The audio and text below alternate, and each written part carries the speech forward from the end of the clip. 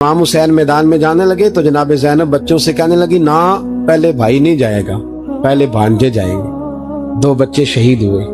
हजरत कासिम बिन हसन इमाम हसन के बेटे थे। वो जब मैदान में जाने लगे तो इमाम हुसैन ने कहा, नहीं भाई तू नहीं जाएगा, तू मेरे भाई की निशानी है, मैं जाऊंगा। तो हजरत कासिम बिन हसन ने एक तावीज खोल के दिया। अब्बा जी, मेरे वालिद ने कहा था जब बड़ी मुश्किल आ जाए तो तावीज खोल के देखना, तो आज बड़ी मुश्किल आई है तो मैंने तावीज खोला है, तो ये देखें क्या लिखा है। ये तो रुका है, तावीज है ही नहीं। जब खोल के देखा तो उस पे लिखा था, कासिम अगर हुसैन पे कोई कड़ा वक्त आ जाए तो बेटा के आगे आगे रहना, अगर कड़ा वक्त मेरे भाई पे कभी आ जाए ना, देखना इसके आगे आगे चलना, इसे हसन की कमी ना महसूस हो। भाइयां जिहा साक नहीं कोई जे विच खार ना होवे। सैयदना इमाम हुसैन पहली दफा करबला में उस वक्त रोए जब ये रुका, आपने देखा तो फरमाया, ठीक है अगर हसन की ये वसीयत है तो मैंने जिंदगी में अगर उनकी हर बात मानी है, अब भी मानूंगा, तुम्हें इजाजत है। जनाब कासिम बिन हसन 16 साल का जवान जब मैदान में निकले तो हाय हाय पता नहीं कहां से आ गई है। इमाम कासिम बिन हसन जब मैदान में निकले तो तबरी से लेकर अल्लामा अबुल असनाद साहब सबको पढ़ के तो देखो, 3 दिन की प्यास है, शदीद आजमाइश है, दुख है, तकलीफें हैं, फिर भी पहली दफा जब मैदान में गए हैं, वापस आए हैं, 19 लोगों को कत्ल करके वापस आए। 19 लोगों को एक बार में हजरत ऐसे ही तमाशा बना दिया। मजलूम थे वो तो रो रहे थे। हर मुकर्रर ये कह रहा है कि वो तो बार बार कह, अब्बा पानी मिल जाए, पानी आ जाए, तरस गए।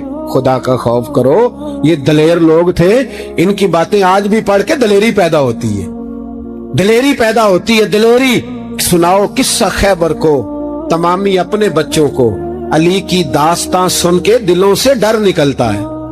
अली की दास्तां सुन के दिलों से, ये जो बच्चे डर रहे हैं ना, वो हो चिमगादड़ आ गई, काकरोच आ गया, ये खौफ निकल जाएगा अगर हजरत कासिम बिन हसन की बात सुने। दर्जनों लोग आपने कत्ल किए। एक दफा आए, कहा चाचा यजीद का लश्कर तो बड़ा बुज़दिल है, अगर चंद कतरे पानी मेरे हलक से गुजरे तो मैं सारे काट के ले आऊंगा आपके पास, चंद कतरे। लेकिन थोड़ी देर गुजरी, अमर बिन साद कहने लगा, अकेले अकेले जाओगे तो अली का पोता है, ये सबको मार देगा, इकट्ठे जाओ। चारों जानब से तीर बरसे, एक तीर लगा आके गर्दन के पीछे, बस जनाबे सैयदना कासिम बिन हसन घोड़े से नीचे गिरे। तो जनाबे ज़ैनब हौसला करके आंसू समेट के कहने लगी, मैं देख रही हूं पर्दे के पीछे से हुसैन, मेरे भाई का बेटा गिर गया है, जा उसे उठा के ला। हजरत इमाम हुसैन उनको उठा के लाए। तो इमाम हुसैन ने सीने से लगाया हुआ था तो उनके पैर, उनका कद लगता था इमाम हुसैन से ज्यादा है। उठा के लाया, लिटा दिया गया। इमाम हुसैन के अपने बड़े बेटे मैदान में निकलने को, अली अकबर नाम है, जब जिन लोगों ने हुजूर को नहीं देखा था, वो जब कहते ना हमने नबी पाक का दीदार नहीं किया तो बताओ किस तरह के थे, तो बताया जाता था कि जनाबे अली अकबर का दीदार करो, हम शबीह मुस्तफ़ा।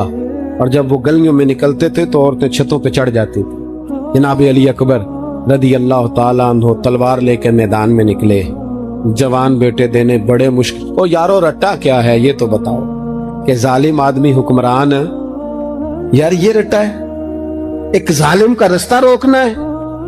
इस रट्टे के लिए हम शबीह मुस्तफा जनाबे सैयदना इमाम अली अकबर मैदान में निकले, बड़े लोग मारे, बड़े। फिर एक तीर उनके भी गले में लगा, और जब वो गिरे ना जमीन पे तो हजरत इमाम हुसैन दौड़ के आए, दौड़ के, और जब तशरीफ लाए तो उनके गले से तीर खींचा। तो एक जुमला लिखा है साहिब तबरी ने, उसने हद कर दी। कहने लगे तीर खींचा तो इमाम हुसैन की आंखों में आंसू आए। कहने लगे काश जनाब इब्राहिम आज मेरे सामने होते तो मैं उन्हें कहता कि आपने तो बेटा ज़िबा करते वक्त आंखों पे पट्टी बांधी थी, देखो मैं खुली आंखों से बच्चे ज़िबा कर रहा हूं, खुली आंखों। काश जनाब इब्राहिम खलील होते तो उन्हें कहता। जनाबे अली अकबर भी शहीद हुए। हजरत अली असगर को तो अचानक उठाया था इमाम हुसैन, बाहर निकले तो गर्दन पे तीर लगा तो 6 महीने का बच्चा वो भी शहीद हुआ। खून उछाला आसमान की तरफ तो कहा मौला देख ले, मैंने 6 महीने वाला भी नहीं बचाया, वो भी दे दिया है। फिर हजरत अब्बास को बेटियों ने कहा कि अब ना کچھ کہتے ہیں پہلے شہید ہوئے, کچھ نے لکھا بعد میں. اب ہم سے پانی کے بغیر نہیں رہا جاتا. تو جناب عباس پانی کا مشکیزہ لے کے نکلے باہر, نکلے, ایک ہاتھ کٹا, دوسرے پہ مشکیزہ وہ بھی کٹا. دیکھ لو میں پس منظر پہ ہوں ابھی تک. میں بتا رہا ہوں کہ جہاد کس کے خلاف تھا؟ ظالم حکمران کے خلاف, ظالم کافر کے خلاف نہیں, مشرک کے خلاف نہیں. حضرت امام حسین رضی اللہ تعالیٰ عنہ نے ہر جگہ ایک ہی بات کی کہ یزید شرابی ہے تو بچے کٹوا دوں گا, شرابی کو ووٹ. یہ ایک نہیں, ہر کتاب میں یہی لکھا ہے, ہر کتاب میں, اور ہر مسلک کی کتاب. یزید چونکہ مجرے دیکھتا ہے, رنڈیوں کا ناچ دیکھتا ہے, بچے کٹوا دوں گا اس کے ہاتھ میں ہاتھ. امام حسین نے فرمایا چونکہ اللہ کی حدوں کو توڑتا ہے, حقوق اللہ پامال کرتا ہے, حدود اللہ, بچے کٹوا دوں گا لیکن اس کے ہاتھ میں ہاتھ. سارا دن خود مجرا دیکھنا اور 10 محرم کو 2 دیگیں پکا کے حسینی بن جانا, سارا سال خود گند مند کرنا, شرابیوں کے ساتھ رہنا, اور 10 محرم کو 2 آنسو بہا کے یاد رکھنا. میں ہمیشہ کہتا ہوں, پھر کہہ رہا ہوں, جس کے موبائل میں گندے گانے ہیں, گند دیکھتا ہے, شرابی کبابی کا سپورٹر ہے, ووٹر ہے, یا مجرے دیکھتا ہے, آتا جاتا ہے, وہ یاد رکھے قیامت میں امام حسین کا ہاتھ ہوگا, اس کا گریبان ہوگا. ہم سے نہ رقم ہوں گے قصیدے یزید کے, ہم لوگ تو حسین کے سیرت نگار. حضرت عباس بازو کٹا, پھر پانی تو بھر لیا تھا, لا نہ سکے, پھر گردن کٹی تو شہید ہوئے. بچوں کی بھی شہادت ہوئی, پر جب ان کا لاشا اٹھایا تو امام حسین کہنے لگے مولا اب نہ حسین کی کمر کمزور ہو گئی ہے, اب کمزور ہو. اور بھائی ایک میت ہو جائے تو 4-5 دن تو پوری آنکھیں نہیں کھلتی. کیسا جری خاندان ہے. تھوڑی دیر گزری تو امام علی مقام نے پٹکا باندھا, سر پہ دستار باندھی, مولا علی کی تلوار پکڑی, نبی پاک کا امامہ باندھا, اور گھوڑے پہ سوار ہوئے تو کہنے لگے زینب گھر تیرے حوالے اور میں اللہ کے حوالے, گھر تیرے حوالے اور میں. اور پھر امام حسین نکلے, امام علی مقام نکلے. راوی کہتے ہیں کہ یہ جلوہ پہلے بھی بڑے سونے تھے, پر آج جو رنگ دیکھا وہ کبھی نہیں دیکھا. کیا انداز تھا, جدھر جاتے نعرہ لگاتے تو حد ہو جاتے. اتنے لوگ امام حسین نے کاٹے, اتنے کاٹے, پھر واپس پلٹ کے آئے اور کہنے لگے زینب ذرا پردے کے پیچھے سے دیکھ تو صحیح میری بہن, ان بزدلوں کو جرت ہی نہیں ہو رہی حسین کے مقابلے میں آنے. ایک دوسرے کو دھکا دیتے, تو جا تو جا. پھر اکٹھے وار ہوئے. یہ کون ہے کٹا ہوا, لباس ہے پھٹا ہوا, یہ دل یقین حسین ہے, نبی کا نور عین ہے.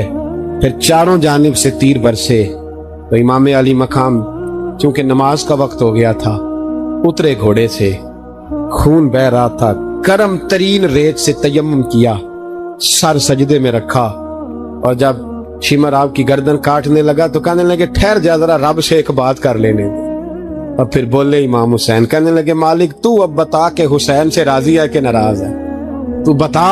تو پھر ایک آواز آئی, یا ایتھا النفس مطمئنہ ارجعی الی ربک راضیۃ مرضیہ. فرمایا نفس مطمئنہ واپس آ جا, تو اللہ سے راضی ہے, اللہ تجھ سے راضی. امام حسین وہاں شہید ہو گئے. اب یہ قافلہ امام حسین کا سر کاٹ, ذرا دیکھنا غور کرنا, سر کاٹ کے نیزے پہ رکھا ہے, جسم کربلا میں پڑا ہے. عورتوں کو گھوڑوں پہ بٹھا کے لے جایا گیا یزید کے دربار میں. یزید پہلے عبید اللہ ابن زیاد نے بدتمیزی کی, پھر یزید نے کی. سعودی عرب کا ایک مولوی بول رہا تھا, سعودی عرب کا, ان سے بھی بڑا عشق ہے, جس نے تقریر سننی ہو میرے پاس ہے. ہمیں لوگ مشورے دیتے ہیں کہ جو یزید کو اچھا کہے اور حسین کو باغی کہے اس کو ہم امام مان لیں. اس بے شرم بے حیا کو جو نبی پاک کے گھرانے کے بارے میں بکے اسے امام. سعودی عرب میں مسجد نبی میں درس دینے والا جس نے تقریر سننی ہو میرے پاس ہے. وہ کہتا ہے یزید تو بڑا اچھا آدمی تھا, اس نے تو بڑی خدمت کی, تو میں نے اسے کہا رشتہ داری کر لیا یزید کے ساتھ, قریب ہو جا. شرم نہیں آتی؟ آج بھی نبی پاک کا دل دکھاتے ہو, حیا نہیں آتی, خیال نہیں آتا. اور لوگ گھر میں بیٹھ کے باتیں کرتے ہیں, کہتے ہیں جی جو بیت اللہ میں ہو وہ بھی برا ہو سکتا ہے. بیت اللہ میں تو 360 بت بھی تھے, وہ اچھے تھے. مدینے میں تو 360 منافق بھی رہے, پوری سورہ منافقون نازل ہوئی, وہ اچھے تھے. عجیب تماشا بنا دیا لوگوں نے مذہب کا. کہتا ہے یزید نے تو بڑی خدمت, تو عبید اللہ ابن زیاد نے قتل کیا. بے شرمو, اگر عبید اللہ ابن زیاد نے بھی قتل کیا تھا تو حکومت کس کی تھی؟ تو پھر یزید نے عبیداللہ ابن زیاد کو سزا کیوں نہیں دی، بلکہ ایک جگہ 2 گورنریاں دی اس کو، یہ حال کیا؟ بلکہ سنو کہ یزید چھڑیاں مار رہا تھا، چھڑیاں امام حسین کے لبوں پہ۔ تو نعمان بن بشیر صحابی تھے، بول پڑے، کہنے لگے یزید بدبخت، ہاتھ پیچھے اٹھا، مجھے اللہ کی عزت کی قسم میں نے سینکڑوں بار نبی پاک کو ان ہونٹوں کو چومتے دیکھا ہے۔ حضرت جناب زینب عورتوں کے مجمع میں پیچھے ہو کے بیٹھی ہیں، یزید کے پاس جب پہنچا لشکر تو یزید کہنے لگا دیکھو اللہ نے مجھے عزت دی اور میرے مخالفوں کا کیا حال ہوا۔ تو بی بی زینب بول پڑی، اتنے صدمے سہے پر آواز توانا ہے، جاندار ہے، جاندار، ہمارا کسی بندے سے جائیداد کا رٹا نہیں، ہم تو چاہتے ہیں امت اکٹھی ہو جائے، لیکن جو بندہ نبی پاک کی ماں کو دوزخی کہے، حضور کے باپ کو جہنمی کہے، یزید کو امیر المومنین کہے، اس کے ساتھ اتفاق رائے کر لیا جائے، یہ مذہب ہماری سمجھ میں نہیں آتا، بالکل نہیں آتا، قطعاً نہیں ہماری سمجھ میں آتا۔ کیسے اتحاد کر لیا جائے؟ یہاں تو میرے بھائی جو ہمارے ابا کا مخالف ہو اس سے اتحاد نہیں ہوتا، اور جو نبی پاک کے والد کو دوزخی کہے اس سے اتحاد ہو جائے۔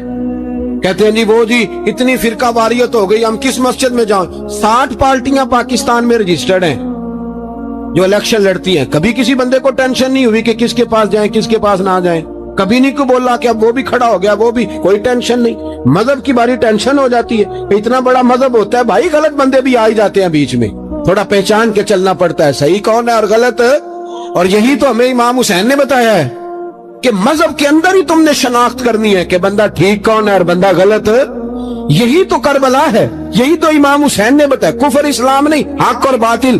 تو سمجھیے گا حضرت سیدہ زینب نے جب سنا نا کہ یہ کہہ رہا ہے کہ مجھے اللہ نے عزت دی، تو جناب زینب بولی، نعمان بن بشیر کہتے ہیں بی بی بولی، اتنے صدمے ہیں، اور جناب زینب بولی اللہ اکبر، اس انداز میں بولی کہ پہلے قرآن مجید کی آیت پڑھی، کہنے لگی وَتُعِزُّ مَن تَشَاءُ وَتُذِلُّ مَن تَشَاءُ بِيَدِكَ الْخَيْرُ إِنَّكَ عَلَىٰ كُلِّ شَيْءٍ قَدِيرٌ۔ اور پھر کہنے لگی یزید تو بکتا ہے، کہتا ہے کہ تو عزت والا ہو گیا، یہ تیری حکومت ہے، 4 دن گزرنے دے، تجھ پہ کوئی لعنت بھی نہیں برسائے گا، اور میرے بھائی کا قیامت تک منبروں میں اور خطبوں میں ذکر ہوا کرے گا، وقت گزرنے دے۔ جب جناب بی بی زینب بول رہی تھی تو حضور کے ایک نابینا صحابی پاس بیٹھے تھے، جناب نعمان بن بشیر کا ہاتھ ہلایا، ہلا کے کہنے لگے کیا علی آ گئے؟ تو علی کی آواز لگتی ہے، جبریل امی بول رہے ہوں جیسے، حکمت کے گوہر رول رہے ہوں جیسے، دربار دمشق میں بی بی زینب کا خطاب، منبر پہ علی بول رہے ہوں جیسے۔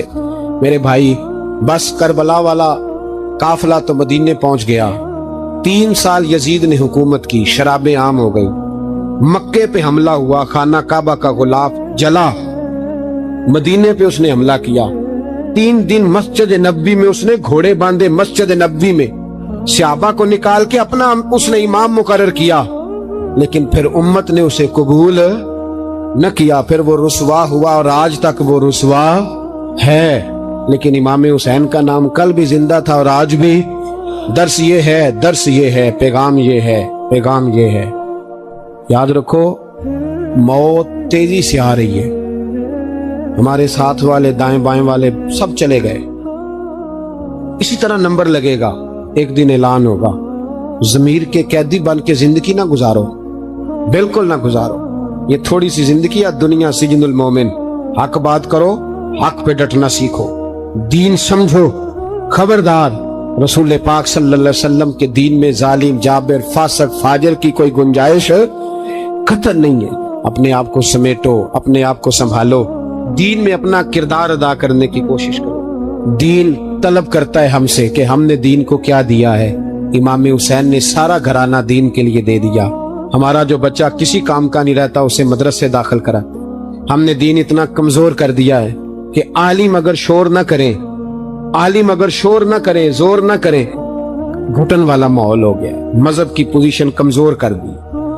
اب جہاں تک اس بات کا تعلق ہے جی فرقے ہو گئے، تو میرے بھائی یہ کوئی اتنی خطرناک بات، یہ کوئی اتنا مشکل معاملہ نہیں ہے، یہ تو امام حسین نے بتا دیا تھا کہ یزید کے طور پر ایک غلط فرقہ کھڑا ہو گیا ہے، لہذا اس کا مقابلہ کرنا ہے، اس میں کوئی بری بات ہے، لیکن ایک سبق ہے بزرگوں کا کہ اگر سچی بات بھی نہیں کرنی تو پھر اس منبر کا حق ادا نہیں ہوتا۔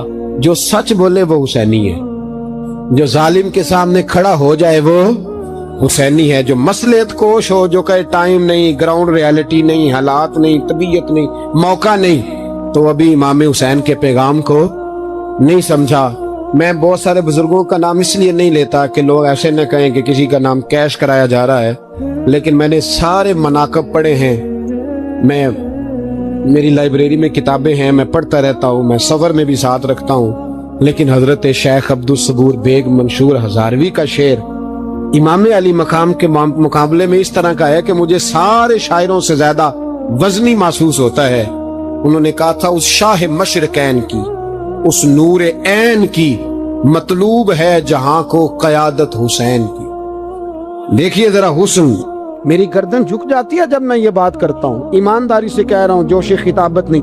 میری گردن جھکتی ہے جب میں یہ لفظ ادا کرتا ہوں.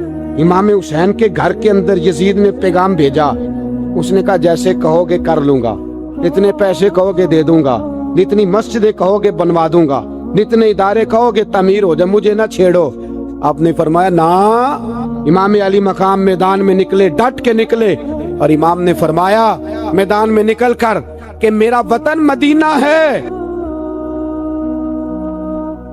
امام علی مقام آرام سے مسجد نبی میں بیٹھے تھے. زمانہ پوری دنیا سے جاتا تھا, ہاتھ چومتا تھا, قدموں میں بیٹھتا تھا. اتنے بڑی عظمت والی بھی کوئی شخصیت ہوگی جس کے رگوں میں رسول اللہ کا خون دوڑتا ہے, جسے حضور اپنی زبان مبارک اس طرح وہ چوسا کرتے تھے جیسے عرب کے لوگ پیاس کے عالم میں کھجور چوسا کرتے تھے. اتنا بڑا بھی کوئی شخص تھا. لیکن جب دین پہ کڑا وقت آیا تو حسین نے مسجد کی خطابت نہیں بچائی, آستانہ نہیں بچایا. امام علی مقام نے کہا کوفہ لٹتا ہے تو لٹتا رہے, دمشق میں فساد ہوتا ہے تو ہوتا رہے, وہ ملک شام کی بچیاں رو رہی ہیں تو روتی رہیں کہ ہم پہ یزید قابض ہو گیا, میری مسجد آباد ہے, کافی ہے نا. امام حسین نکلے اور نکل کے کہنے لگے جنت البقیع والی جگہ پہ کھڑے ہو کے یا رسول اللہ میں جا رہا ہوں, میں جا رہا ہوں, اور آپ کے لیے جا رہا ہوں, اس لیے کہ مجھے اس شام کو بچانا ہے جس شام میں رسول اللہ کا کلمہ پڑھنے والے لوگ بستے ہیں.